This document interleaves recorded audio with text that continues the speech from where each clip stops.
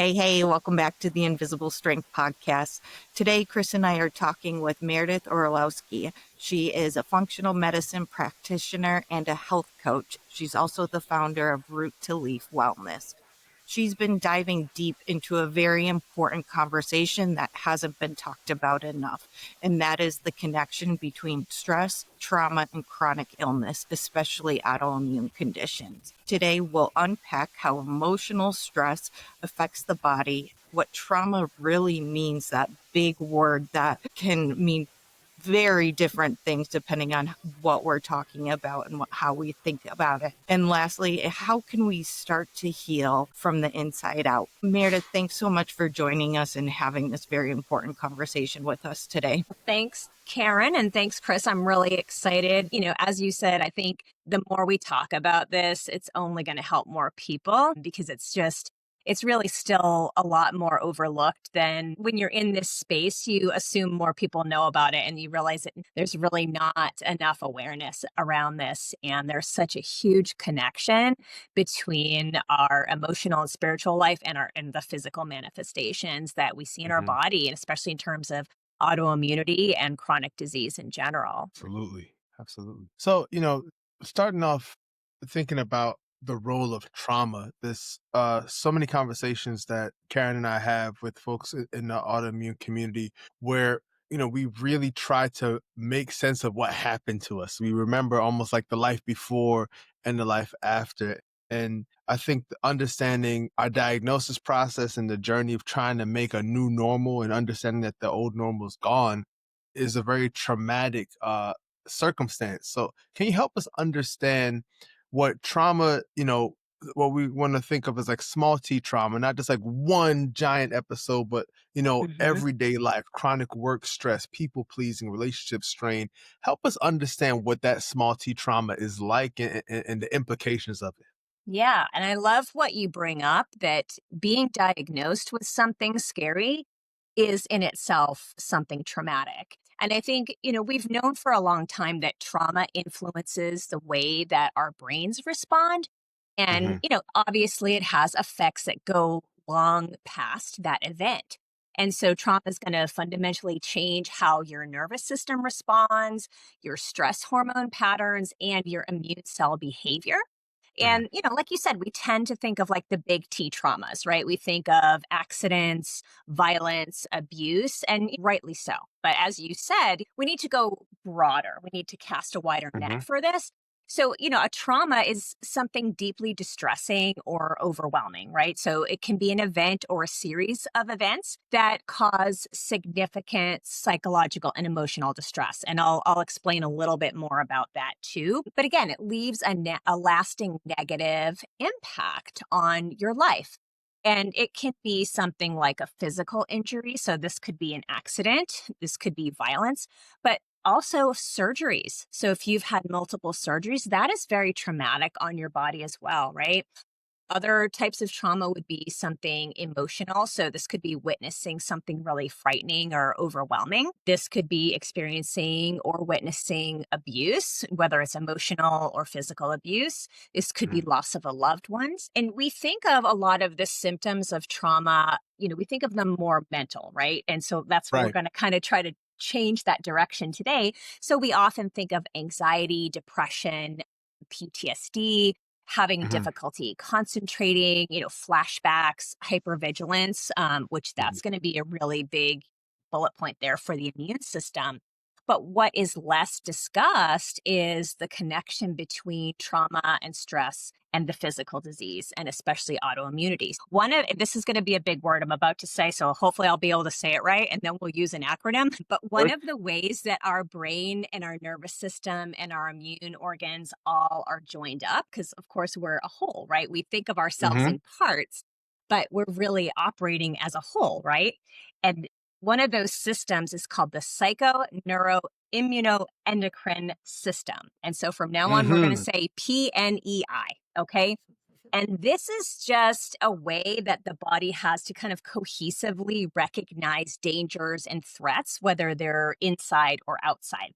And the Yeah. purpose is that so the body can mount a response in symphony with certain behaviors, protective behaviors. So this could be an emotional response too, right? It could be Hmm. kind of hiding. So that could be a physical response. And then also biochemical changes. So if you think about your stress, it's going to send in some stress hormones, right? That are going to ramp things up so you can run away, or it's going to help you to shut down. And the Yeah. purpose is to maximize your safety so that you can survive, right? So where the rubber hits the road is the actual hub of the PNEI is your HPA axis. And so this is kind of that little hub in your brain. And that's that communication between your gut and your brain, right? Hmm. So we have those gut feelings and they're communicating to our brain. We take in stimuli from outside that goes to the brain and then messages get sent out. And then the Hmm. body's like, okay, let's get together PNEI and figure out what to do. The most powerful triggers for this HPA axis, that hub, are emotional things, right? So if we Hmm. have things like uncertainty, conflict, we feel like we're not in control, right? So going back to your example of being diagnosed with something, right there, you're losing that sense of control. You feel Right. that things are out of your control, right? So, these things can really be a double whammy. But that emotional piece, if you think about it, going back to your question about the small t trauma, emotions being the most powerful thing, if you think about, just how you were raised, okay, a lot of times we think it has to be something really traumatic or abusive that happens to us. But if you were raised in a way that it wasn't okay to express anger or your emotions, children are to be seen and not heard, or you're like, the proverbial middle child that, has to kind Hmm. of just blend in and there's, yeah, like we just, so it doesn't have to necessarily be like these big things. And I think that's why it gets kind of pushed to the side and we don't think about it Right. enough because it doesn't have to be something big. It can be a series of little, it's kind of like the little drops of water that erode the rock Hmm. over time, Yes. right? And this trains our brain how to respond. And we Right. can kind of get stuck in that, right?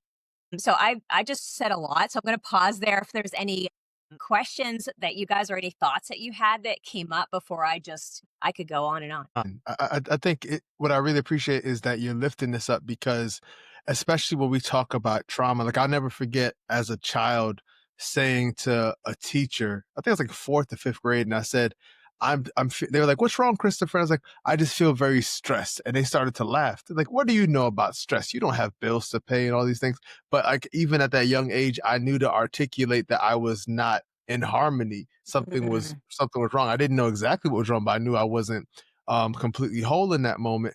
And I think that these sort of like little t traumas get dismissed, but people don't think about how the chronic nature of those things over time can become serious issues for us. So thank you for Wow. lifting it up. Yeah, and I love that example because I think that seems so innocuous. We always hear, oh, kids are resilient, kids are resilient. But Hmm. what are we teaching our kids? So if a child has enough self awareness, like you did, to say, I'm feeling stressed, that should be celebrated. Like, okay, that's really grown up that you were able to identify how you're feeling. What can we do? What do you need from us? But that's as adults, we don't usually respond that way. We think, oh, Right. kids are just being kids, they're saying Hmm. something funny. We can end up, so it's not that our parents or caregivers would even have to do something malicious or neglectful Sure. intentionally. Kind of a way of thinking about things that, maybe is old fashioned or I don't know what you'd call it. But, Hmm. these sorts of patterns just end up getting reinforced. And then those emotions, as a child, maybe you were like, oh, yeah, I guess maybe that's not stress I was feeling, or I'm not allowed to feel stressed. Other people are more stressed, not me. Hmm. And so Hmm. over time, we learn to kind of keep those things in because it's not safe to let those out because we're going to be judged Yeah. for expressing that. And, those emotions, they're energy, right? And so they're going to stay in the body. So even though we're not releasing them out, they're going to activate that HPA access through Hmm. that PNEI and it's going to send this cascade and we're going to become really unaware of it. And feeling safety in expressing our emotional needs, like that's an essential human need. It's essential to Absolutely. feeling safe and accepted, right? And I don't think we talk about that enough, that your experience needs to be heard. You need to know that it's okay, that somebody should listen to what you think. It doesn't mean someone Right. has to always agree with you, but you're worthy of being heard. And I think Totally. that's something that we don't often give to ourselves, especially, when we grow up with these sorts of patterns. And especially, I think, in terms of rheumatic diseases, there's a book that I'm going to recommend everybody Mhm. to read called When the Body Says No by Dr. Oh, Gabor Mate. It's a few years old, but it is such an important read for anyone with any kind of a chronic disease. But I'll just share a quote. He said, characteristic of many persons with rheumatoid diseases is a stoicism carried to an extreme degree, a mm, deeply ingrained reticence about seeking help. So, your friends that just, oh, I can handle it myself. You take everything on your shoulders. You don't want to ask for help. I've heard that described as a trauma response, someone that does not want to ask for help. And mm, this might not be everybody, right? So, obviously I'm not diagnosing, but if you grew up in a home, say you were the oldest child, or say you grew up in a home where maybe your parents were neglectful or they worked too much or they just weren't really there for you, and you mm, kind of learned that I need to depend on myself, or I mhm, need to be the one that helps out my parents, because mhm. you don't, as a kid, "Oh, I don't want to see my parents stressed." So you take Right. that in and you want to help them.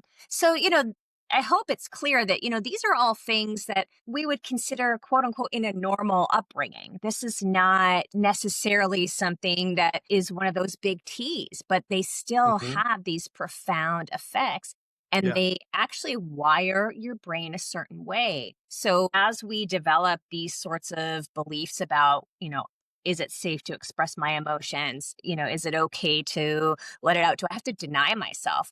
We become disconnected from ourselves. Mm, And also, that perpetual wiring kind of just goes haywire. So yeah. this is actually going to it's going to inform how your immune cells respond. It actually Mhm. sets off kind of more of a hypervigilant state for your immune system, which is kind of one of those precursors to autoimmunity, right? And Oh, so, yeah. if we also, another part of this too, so there's the hypervigilance piece in autoimmunity, right? So, whenever I work with someone with autoimmunity, we're looking for triggers and we want to calm things down. So, we want to remove anything that could be a trigger. So, a lot of times that might be a food, right? But the triggers are things that can be emotional as well. It could be stress, right? The other piece of that puzzle is that the immune system, it's supposed to tolerate. So again, that's like that hypervigilance is kind of going against what we think of the immune system as fighting all the time, but it's Mm, actually mostly supposed to tolerate. The other thing too mm, is when you deny your emotions, you're almost losing your boundaries, right? And I think right. this was such an aha connection for me. I can't take credit for this connection, but that we don't have a lot of boundaries. So if you have a parent that you always were maybe taking care of them growing up, Uh-huh. kind of like that example, my mom was a single mom and she was working so much and I helped her, right?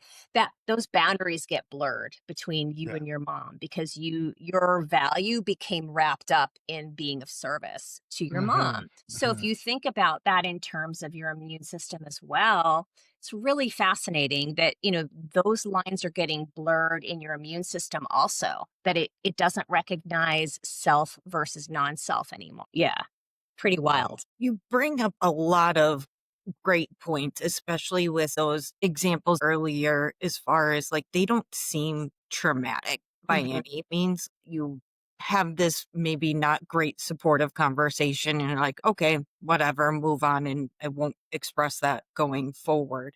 How do we begin to recognize this in ourselves when maybe we haven't seen it as traumatic, or maybe we've just completely consciously forgotten about experiences that have happened to us? So, how do we begin to find those so that we can start to address and heal going forward? Yeah, that's the $1,000,000 question and such a good Right. one, right? I really think the first step, and this was for me. So, I went through an autoimmune issue myself, which Mhm. is what got me where I am now. And I discounted the effect of stress and trauma for so long. I was just thinking big T.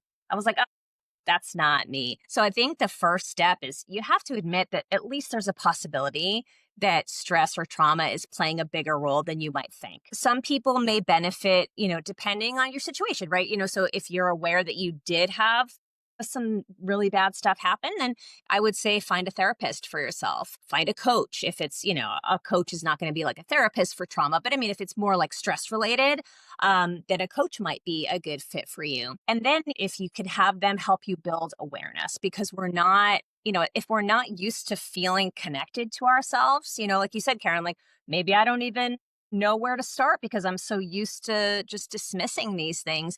You can actually start by looking for physical cues of stress, because we're not, that's something easier to observe. It's less nebulous than, the emotional thing. So, just like maybe feeling extra tired or like a pounding heart or just like sweating for no reason. Maybe you talk to like a relative and you get off the phone and you're sweating. That would be a way to kind of pick up on that. Or, just headaches and backaches. Some emotional signs could be like, say you feel really anxious or you just feel kind of apathetic, maybe after an event, like just talking to someone in your family. Another thing would be if you're kind of getting really unnaturally irritable, like you're not always this irritable. So these are just little clues you can look for and say, I think that must be some sort of a trigger going on. Let me see if I can figure out where that's coming from. And this is not easy. It sounds simple, but it's not easy. You have to really kind of take a dedicated effort. So somebody could just maybe make an agreement with themselves that, okay, well, at the end of the day, every day, I'm going to maybe just sit down and reflect a little bit on, did I notice anything today? For someone else, it might work better to kind of do it in the moment. So it really is person to person. But I find kind of going into the body is kind of an easier way for a lot of people, because where we've become so disconnected with emotions, you don't even know what you're looking for because you're so used to just kind of stuffing them away that you don't even know how to find them again. So getting into your body and making those connections, like, okay, I'm feeling really anxious. I'm feeling really like hypervigilant or like on edge. What emotion can I maybe tie to that? And they actually make lists of common emotions. I mean, it sounds silly, like we know what emotions are, but it can be so helpful to have that list in front of you and help you identify, because, you just might not even be able to put your finger on it. Like, what does anger really feel like? And somebody that's really repressed anger for a long time, it sounds obvious. Like, of course, we all know what anger is. If you're not, anger doesn't have to be yelling and screaming and stomping your feet. And really, it shouldn't be. That's an unhealthy expression of anger. That's more of, this was also an interesting thing in that book that I learned, is that sort of a manifestation of anger is actually an avoidance of feeling the anger, which is mind blowing. Yeah. Yeah. For those who are people pleasing and saying yes all the time, even when they want to say no, I'd love for you to talk a bit about how that links to the body attacking itself, and how even just the act of repressing your emotions in the name of people pleasing or out of fear of punishment, whatever the case is, how that too can add to some of the stresses that we're talking about. Yes, 100%. So those are all, when we're denying ourselves, people pleasing means I don't have value unless I'm doing something for somebody else.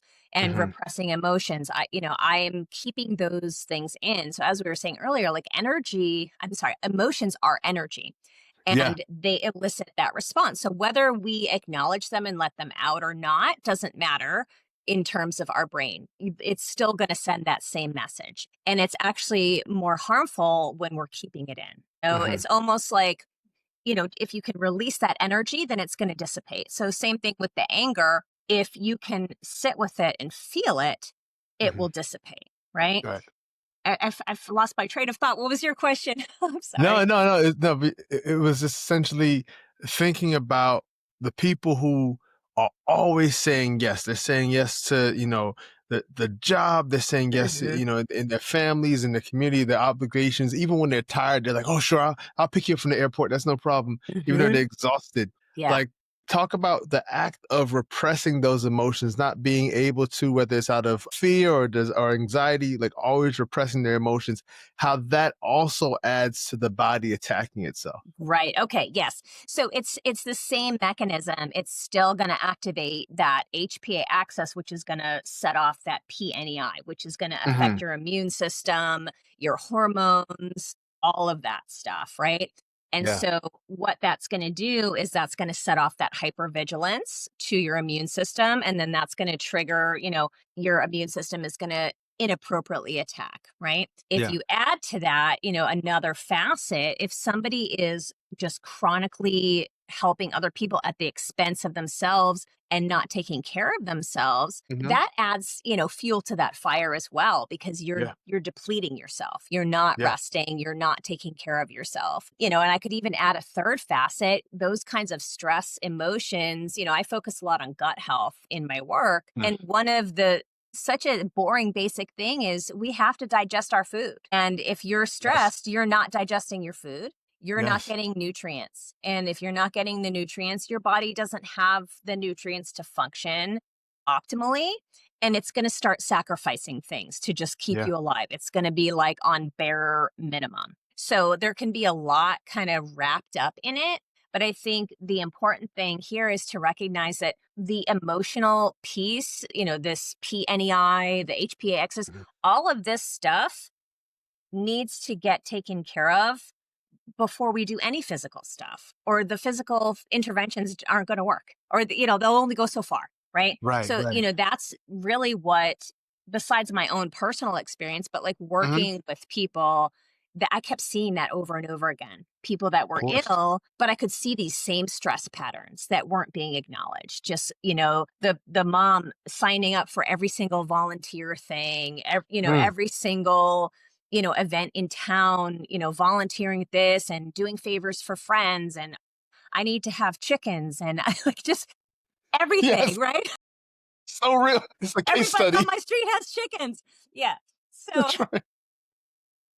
so that kind of stuff, it's like, oh, wait a minute here. What's this common denominator that, you can have all of these things in place. Like I could do testing and we can look at your history and we can Hmm. all the right foods and support your digestion. But at the end of the day, if you're not looking at your stress and what Yeah. your nervous system is doing, you're going to only get to a certain point and you might end up regressing, or, you might just kind of get stuck there. You might be in Yeah. kind of a holding pattern. And that was my experience. I kind of got only so far and then I was in that holding pattern because I wasn't acknowledging the trauma and stress piece. I thought I Yeah. was. Oh, I meditate, but it Hmm. was not enough. And I think that's what really, this just screamed at me, this Yeah. topic, that, wow, I thought I knew a lot about this, especially as a practitioner. And obviously I didn't know enough and I Yeah. wasn't communicating it enough to my clients nor myself. And I think, just remembering that, it's so easy to just discount it. Like, I'm Mhm. taking supplements and I'm eating, the right foods and I'm extra, you're checking all the thing boxes because those are things we can see, right? They're tangible. We can't see the stuff, in our brains, and we can't see what's going on in our body. We can't see those responses. And Mhm. we get so conditioned. It's just a pattern that we've always had. It's just we're comfortable in our discomfort, right? It's just how we've always been. So to try to rewire your brain, not only to most people sounds impossible, but it sounds like, "Oh, that doesn't sound very comfortable. That sounds kind of scary. Sounds like a lot of work," right?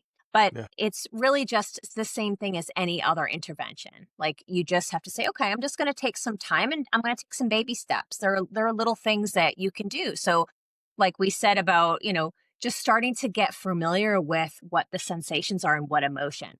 That's a Mhm. great step to start with. You don't have to just dive right in and start fixing anything. Just start getting familiar. So like, body scan meditations and things like that are important too. Mhm. The other thing I wanted to really bring up, because I think it's really important in this conversation, is we're hearing a lot. I don't know if you guys have heard a lot of conversation happening around the vagus nerve. Yeah. Okay. So the vagus nerve is actually part of that PNEI. That's Okay.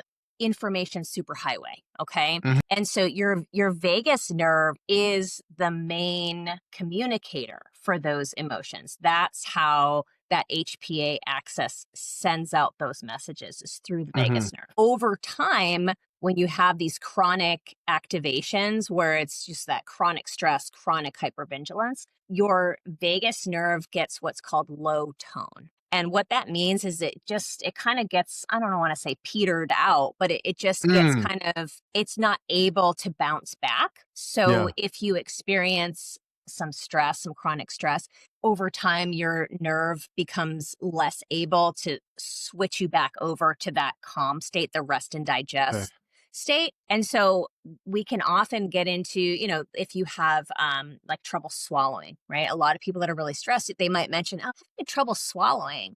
And you wouldn't connect those two things, but that's actually a sign that you have low vagal tone. Hmm. What we can do, there are certain exercises we can do to address that.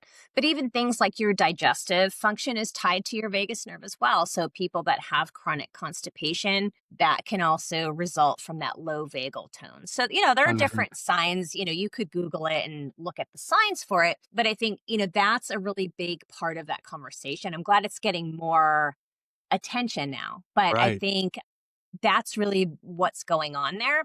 And those are my favorite ways to address it. Personally, I've started to do work with the vagus nerve. So even, recommending gargling, which sounds funny, but gargling is a good exercise for toning your vagus nerve. Mhm. And there's also different exercises that you can do with eye movements. So it's really just simple things that you can do that only take a few minutes, and just doing them regularly can just kind of give that reset. What it's doing is it's kind of resetting, putting you in a different pathway. So we've got that stress response, and then we've got the relaxation, kind of everything's okay response. And what Mhm. we want to do is help to show the body that things are okay. And so, of Mhm. course, that first piece of like, well, I need to be aware of it when it's happening first, right? And acknowledge that. And then you can start to do things like, stepping in with some easy exercises, some simple exercises to start to retonify your vagus nerve so that you're able to kind of recover more easily from stressful events. Just I'm continuously amazed by how much all of this is tied together. Yes. While it feels like it's very mental, it manifests physically and we can recognize physical symptoms.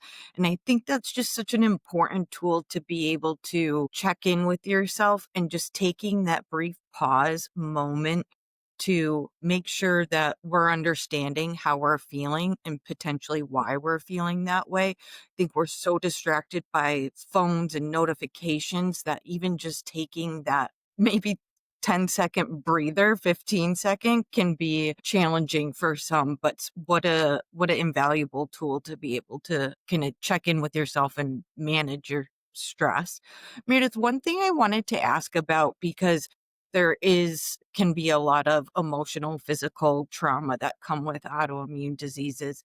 And then we get anxious or stressed about our anxiety or stress around our health Yes. conditions. Kind of, how have you helped people, work through that uncertainty and just not knowing how they can manage this in an effective way? Yeah. And that is such an important point is that, once we become aware of the impacts of stress and anxiety, then you start thinking like, I'm not allowed to do that. That's hurting me. And it's like, no, no, no, it's okay. What I really like to encourage people to do is focus more on the steps that you're taking. Like, we don't have to get the future figured out, right?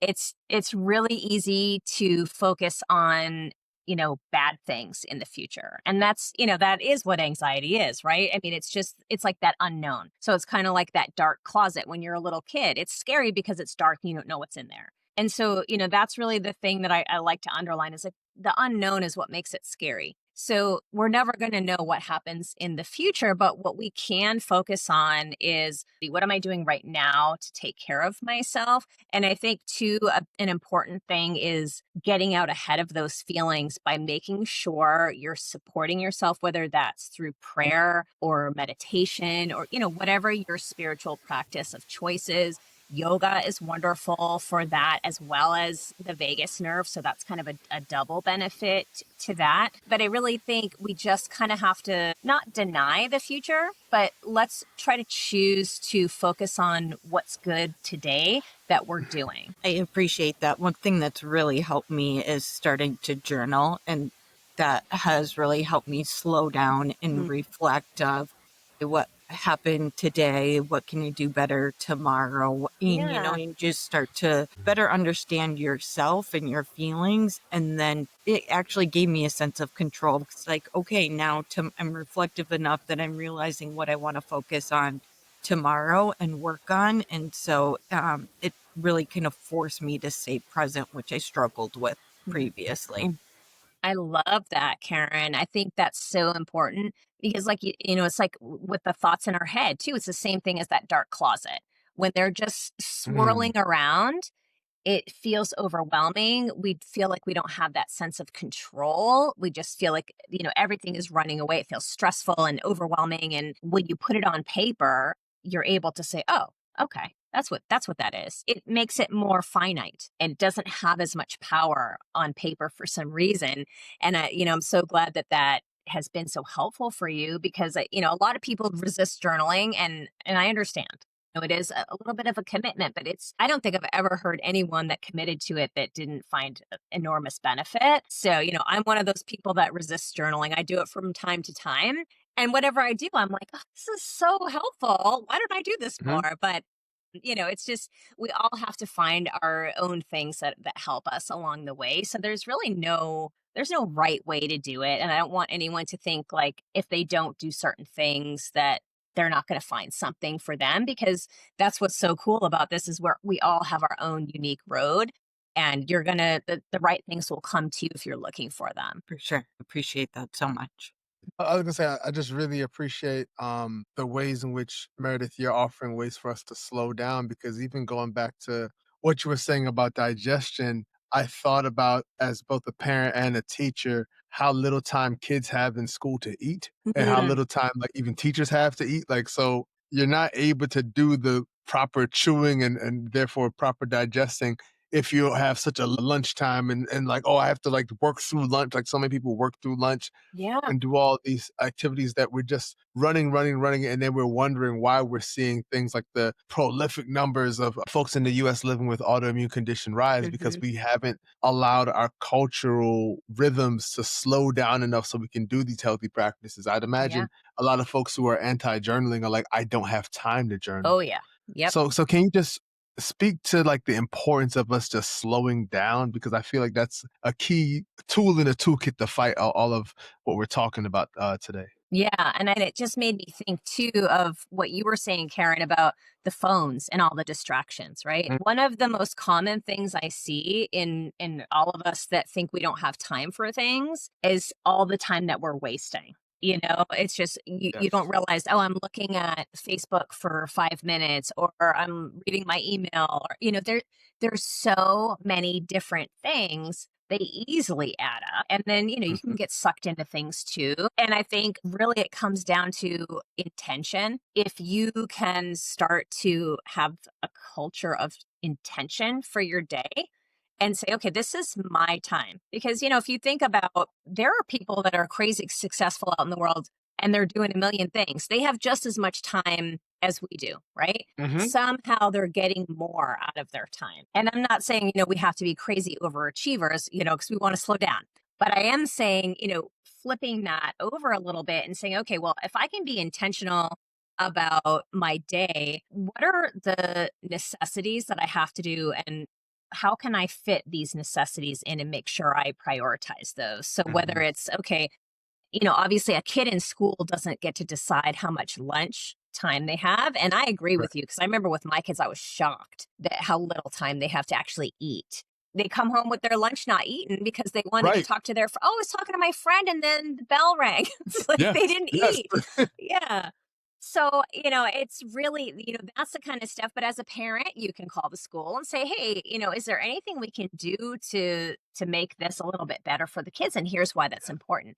We can model that behavior at home and just try to slow down. If you're busy at work, so busy that you can't take a break for lunch, then I think a conversation might need to happen with your supervisor, or if you work for yourself, you need to take a look at like, okay, what am I doing? Can I really, how long does it take to eat your lunch? Can I give myself 20 minutes to Mhm. relax and eat my lunch? Yes, you can.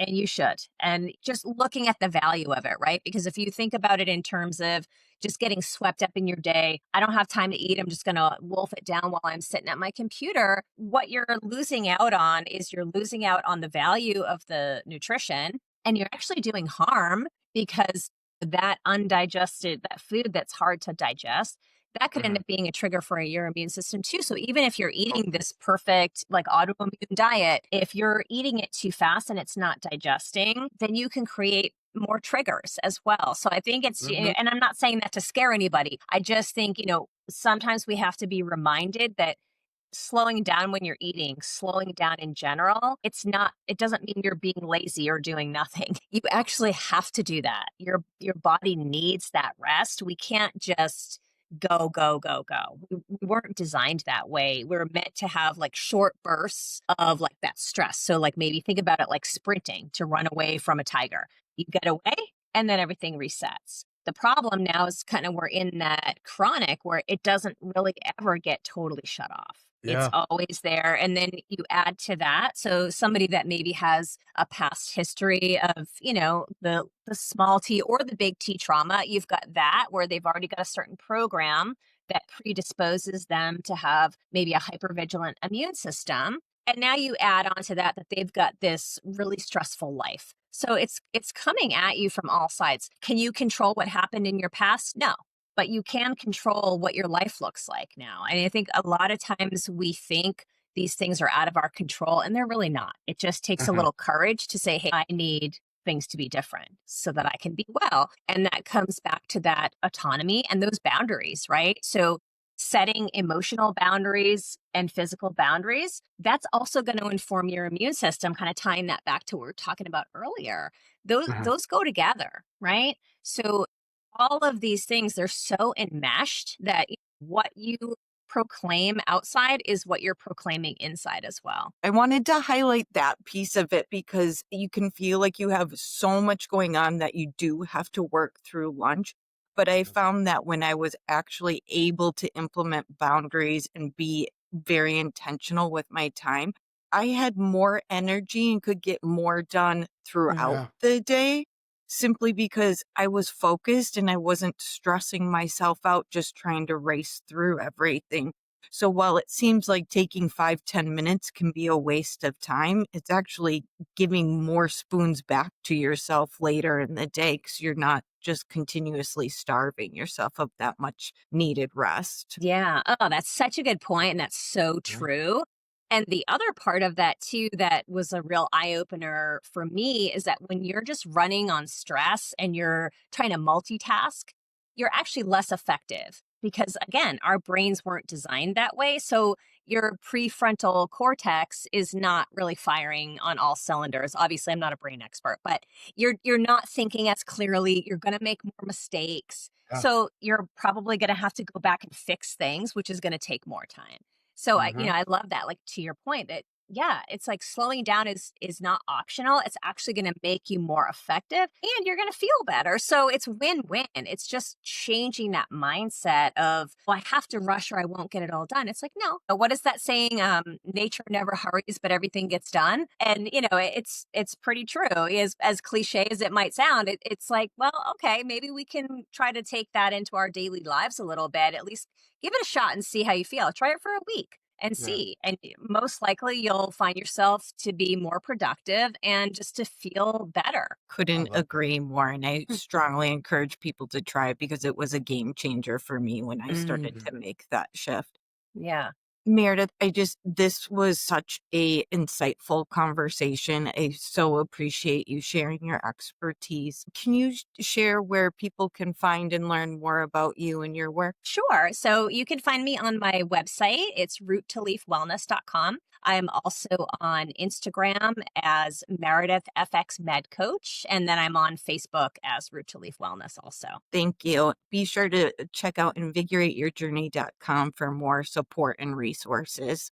Both so much for being here. I appreciate it. And take care of yourself. Peace. Have Thank to do the you. same. Peace.